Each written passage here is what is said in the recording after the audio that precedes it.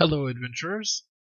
This will be the first in a series of reviewing patch notes that come out for Diablo 4, and I'm excited to start the first one here for patch 1.0.2. In this patch, we see a couple changes. Just to start with, we have Barb getting a buff to one of their aspects, Druids getting a crit buff, stun duration buff, some increase to duration on a damage increase, as well as a buff to one of their ultimates. Rogue received minor buffs to one of their movement skills, and Necro saw a significant change to the Golem damage, as well as the survivability of the Golem skill. Outside of that, Potions received a nerf. So let's jump in, and we'll take a look and see exactly what we have here. Barbarian did see an increase in the aspect of the Ancestral Echoes. This is their Call of the Ancient legendary.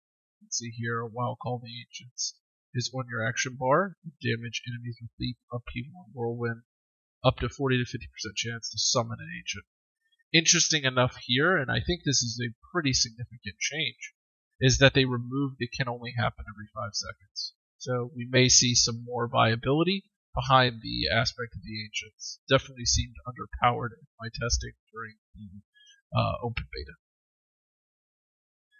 Like I said, Druids received some damage buffs here. You can see that we have Lucky Critical Strike chance increased by 10%, as well as a change to Cataclysm's duration.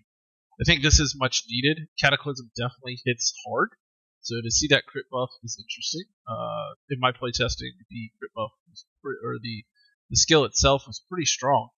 It's super cool to see that there's actually going to be an increase in the duration here. So, interesting there. Petrified's getting a slight increase in the stun duration. Nothing major here. Grizzly Rage is getting an increase in its duration. And we can see here that the duration for 1 second up to 10 additional seconds has not been replaced. So that's great. So this is ultimately a 22-second damage bonus as well as damage reduction. Definitely a very strong skill. I ran it playtesting on my Druid in the open beta, and it seemed very strong. Again, with Druid, the tankiness was there. I especially felt a lot tankier in those early levels, up to 25 even, when I had pretty much geared out, kitted myself out. I still felt like the Druid was significantly tankier than the Barbarian. Barbarian just seemed very underwhelming in the open testing.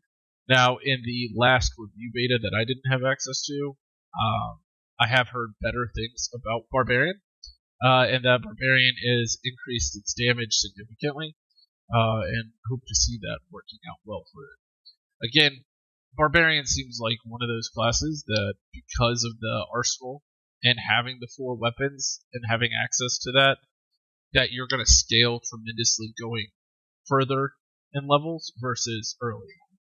But Druid definitely early on seemed very tanky to me, and Grizzly Rage is just going to add to that. Now, Lacerate also got an increase here. 2 additional hits on the Lacerate, so just for everyone that doesn't know, Lacerate is one of your ultimates, so a 45-second cooldown, and you jump around as a werewolf. So you turn into werewolf form, and you jump around, just kind of dashing around, untargetable, hitting everything. You can see here that you get an additional 2 times of that with 100% more damage. I think that this was tremendously needed. I ran Lacerate and found all of the ultimates for Druid very underwhelming. Didn't think there was any reason to run any of them, honestly. Lacerate being on a 45-second cooldown seemed a little much. It was cool to use, but definitely felt underwhelming clicking it.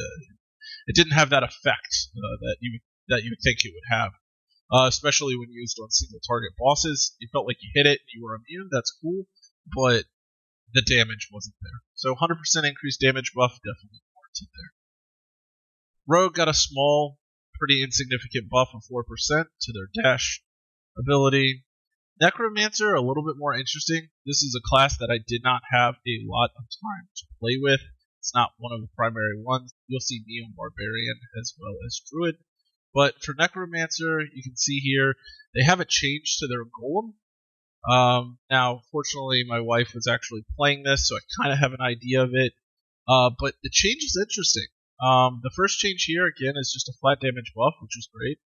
But you can also see here they have now, instead of the golem shedding corpses, which was interesting, it gave you that extra generation of corpses, which it seemed like they gave you a lot of options for that, so maybe that's why they got rid of it. But you can see they have the absorbs 15% of the damage you would take and recovers life when attacking. So I don't know about this because it's like, okay, well, if it's taking 15% of my damage, it's not shedding corpses anymore. We're already having survivability issues with minions. Golems, I don't think was on that. But again, we're just adding extra damage to the golem, but giving our character survivability. And how big is this recovery of life when attacking? So, a lot of questions about this one. I don't know if this is a buff or nerf. We'll have to see when it goes live. For the active, super interesting change here. The taunt no longer exists. So, taunting nearby enemies, it takes 30% reduced damage for 6 seconds. Gone. No longer taunts. So, goodbye to that. What you have instead of is drains the blood of an enemy in the area, dealing 40% of the damage and healing 4% of the life. For each enemy drained, damage and healing is triple if only one enemy is drained. So that's really cool that they're kind of switching it up here. It's interesting that you're losing that taunt ability. So now I guess it's going to be a little more sketchy. But again, it looks like they're going with that more of healing and dealing additional damage and also receiving healing, and again here with the attacks and recovering life. So interesting change here, kind of gives us an idea where they're going with golems. Looks like they're not going to just be this meat shield. They're giving them damage and actually an active damage ability instead of just attacking the target. So that's super cool. But ultimately we'll have to see how good it is. Finally, the last part here for the elixirs, just got a flat half. They just cut them in half here for the chance. So all chances were basically cut in half. Yep. So it does look like all the chances were cut in half here. For your critical strike damage flasks, and the critical strike damage was reduced. So you can see we have a slight reduction scaling all the way up. Then down here we have an increase to dodge, so it looks like all of our dodge flasks also got a slight nerf by 1 to 3%, got a 2% and a I think that went to 6%. So it looks like your heavier one, or your highest level one, did get a pretty significant nerf. So it just looks like they're trying to balance out some elixirs and stuff. Play tested those a little bit. They were okay. I always argued, and again, maybe a controversial opinion, putting these elixirs in the game, collecting the resources, it's interesting.